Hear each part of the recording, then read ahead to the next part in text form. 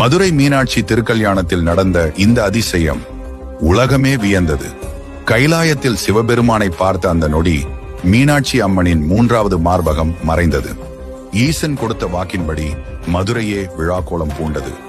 30 முக்கோடி தேவர்கள், ரிஷிகள் மற்றும் சித்தர்கள் என அனைவரும் மதுரைக்கு வந்து குவிந்தனர். மதுரையின் ஒவ்வொரு வீடும் தோரணங்களாலும் மலர்களாலும் அலங்கரிக்கப்பட்டது.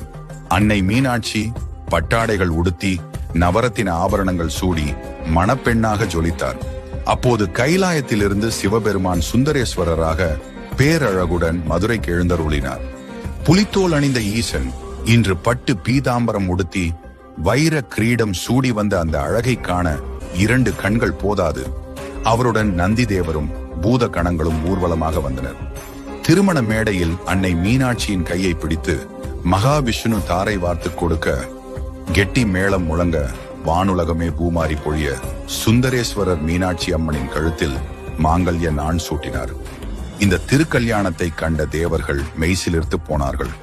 இதனால்தான் இன்றும் மதுரையில் திருக்கல்யாணம் காண்பவர்களுக்கு திருமண தடைகள் நீங்கி வாழ்வில் சகல சௌபாக்கியங்களும் கிடைக்கும் என்பது ஐதீகம்.